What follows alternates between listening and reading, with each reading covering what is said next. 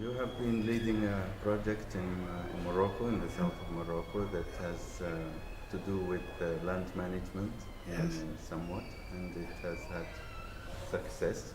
Yeah. And I'm sure you have also must have had some hiccups. Yeah. And we would like to, first of all, if you can describe to us the project, how it worked, and what you have learned from this experience. Okay. The program is entitled Program Oasis Sud. It's a program that targets the oasis of southern Morocco with the objective of conserving them and restoring them. They've been subject over the past decades to severe degradation caused by climate change and drought, and aggravated by various socioeconomic and environmental pressures. And the program was a partnership between the government of Morocco, Agence du Sud, and the UNDP, and other partners also. It started as a small initiative targeting a couple of oases with a budget of $3 million. And then it's an integrated development project that aims at addressing improving the livelihoods of local communities, as well as improving the management of natural resources and restoring the productivity of the oasis and the land in the oasis.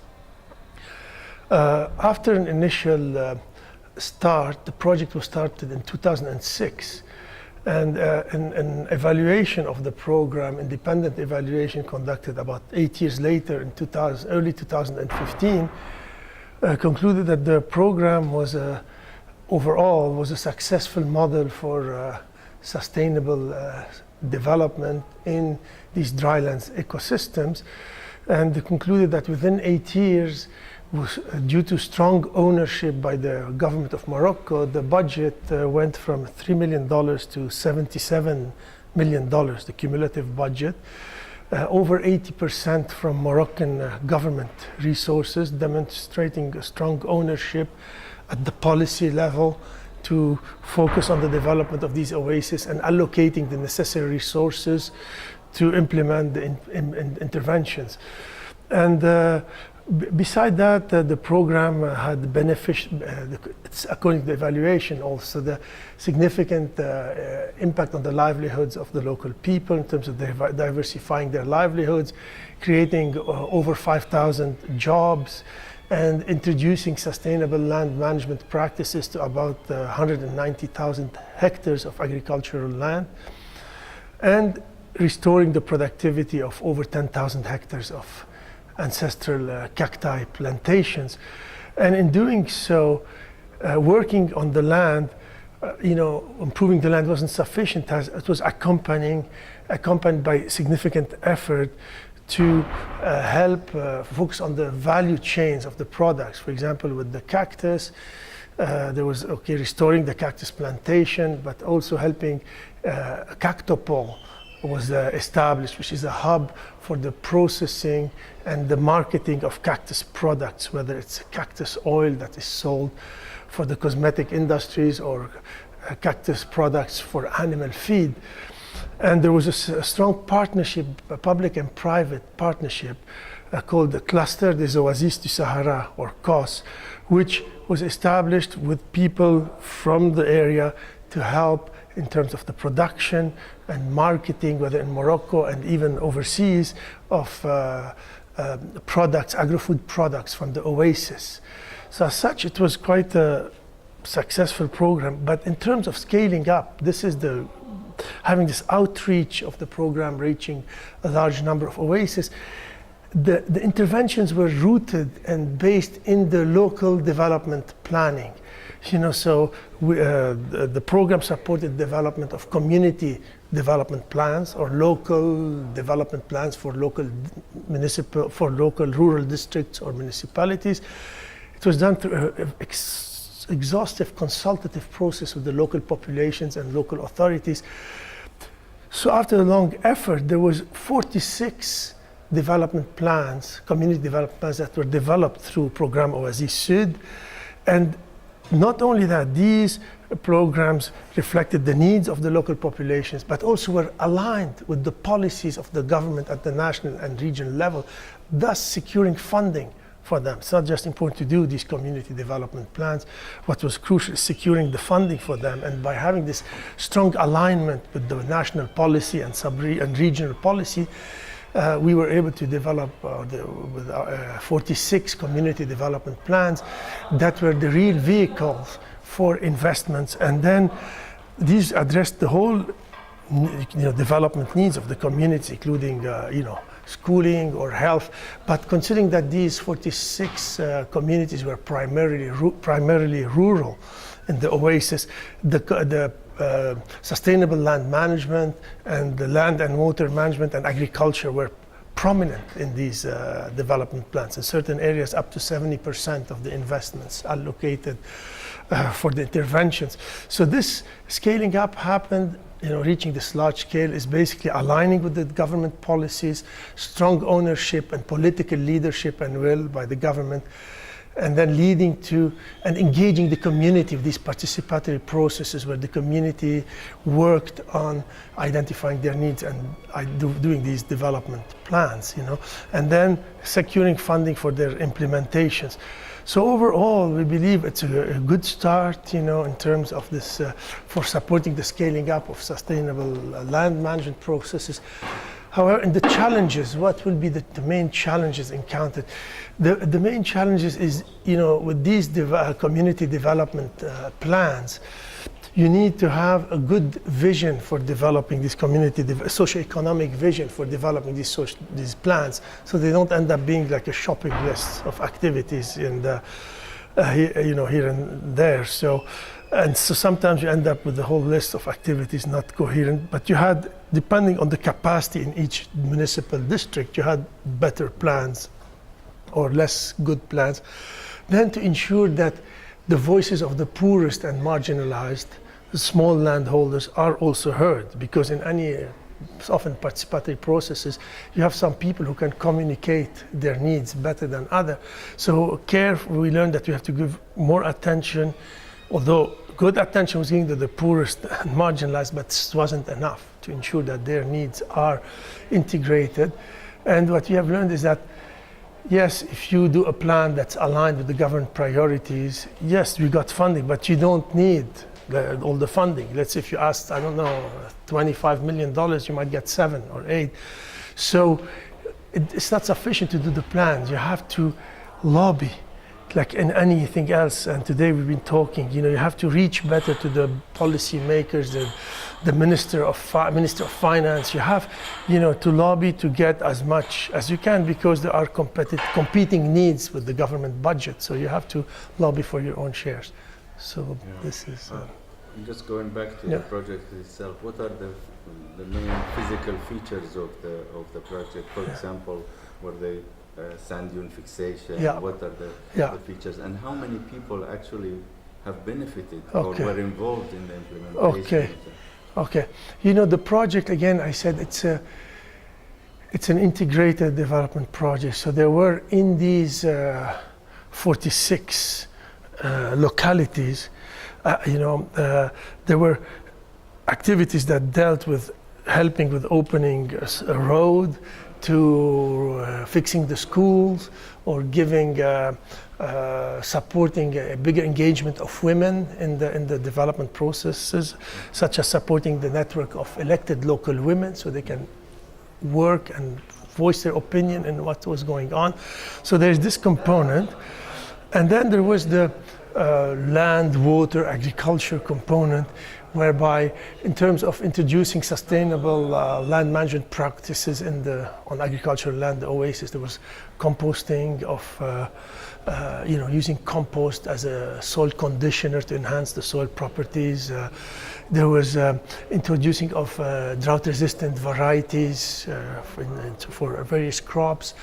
The use of efficient water, irrigation techniques, whether it's drip irrigation, the use of solar energy for pumping, and also focus on traditional knowledge in terms of managing water and water allocation in the Oasis. These were old practices that were revived. and using the old system, for example, of khattaras. Khattaras are underground water channels that were restored to bring the water to the palm grove, to the oasis.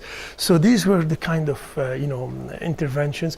But then what most important is that once the products were produced, the farmers, they want to sell. So helping support access to market and establishing these something clustered as Oasis du Sahara as COS, as a platform that there was about 60 farmers group or cooperatives that were put together through this platform. This was like a non-profit platform that was providing technical support and ensuring the products at a certain level and helping in packaging and getting good quality products. And then there was a private company which from people from the area called COS Social Business, which will take the products from this association and help them in marketing them, whether opening in the south of Morocco, sales outlets, or in the capital, in Rabat, in various parts of the country, and even working on exporting some of the, good products, for example, and taking into account the market needs. For example, they produce couscous there, and they want to export to Europe, and they were told that people like multi-grain couscous, which wasn't prepared. So support and expertise was provided with the local women's cooperative to produce the multi-grain couscous and help into selling it. And then there's, since we're in the oasis and the edge of the desert, the whole cactus, work on the cactus in terms of restoring the cactus plantations, but there was not even road tracks. Road tracks were open to reach the cactus plantations, restoring them, fixing them. And then there was this quite a hub called Cactopol for, getting the cactus product, treating them, using them for marketing, producing cactus oil or cactus jam or cactus you use for feed, and helping in selling. And some of the product is exported, like the cactus oil for cosmetics. A small bottle like this is sold for 30 euros. So it's quite an impressive, work that was done. Yeah. Well, surely this will contribute to the economy of the country, Yeah. especially in the south. Yeah. But to what extent this can be replicated maybe Okay. in more areas? Yeah. And is it applicable only to oasis or other semi-dry land? Okay, it is, in fact, last year we put lots of effort in documenting what was done, and we had a good, developed a good publication on called the Program Oasis Sud, a Moroccan experience in sustainable development. And this document was used to organize a South-South cooperation mission last year in Morocco to share the knowledge and help efforts in scaling up. One, in Morocco, we invited half the participants were from Morocco, from even other oases. You have the oasis in the south, but in Morocco you have the oasis in the Tafilalet and other oases. So they came to exchange experience and see. I mean, the model really applies. It's an integrated development approach. Specific to dryland ecosystems, So it doesn't have to be an oasis. You can be in, we had people from Tunisia, also from Morocco, from Lebanon also, who came, and it's different ecosystems, the drylands, but there is the whole similarities in drylands, similarities in somehow Arab cultural context. There was exchange within the Arab region. There were people from, there was about 100 participants from in Morocco in terms of practitioners, policymakers, people at the high level, at the governor level, who came from other governorate to see how, and this way we're working, they say the governorate of Al-Ghanem, how it was work, and there was exchange at the governor's levels, and we managed to get the governor of the Baalbek in the Bekaa Valley in Lebanon, who came to Morocco, and the exchange of experience with the governor of Ghanem, and at this high level, and at the level of researchers and practitioners, that this was really, so there is a good potential. This is why this was documented, and this experience exchange mission was, established, and we're following up on it. We're here today to share the experience and hopefully move this agenda for scaling up land management What do you think of this workshop in which you are participating? And the product, the final product that will come out of it, the outlook, the land management outlook, how would it actually contribute to a large-scale replication of good models and practices across the arid regions, especially in the Arab region, which is mostly Arab? You see, I think this the Global Land Outlook initiative led by the UN Convention to combat desertification is definitely a welcome initiative, you know, and it's accompanied by various actions, such as the efforts of the past couple of years to ensure that land and sustainable land management, as it relates to improving the livelihoods of people, is well integrated and reflected high on the development agenda, on the international development agenda, and it was reflected. There is an SDG, Sustainable Development Goal, on terrestrial ecosystem, and a target 15.3 specifically on restoring land degradation, combating desertification.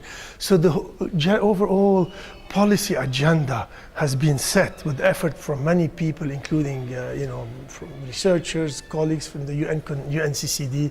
So in parallel, the UNCCD launched this Global Land Outlook, which has a component on informing policies in the coming years on sustainable land management, and the second volume is on the supporting scaling up of good practices.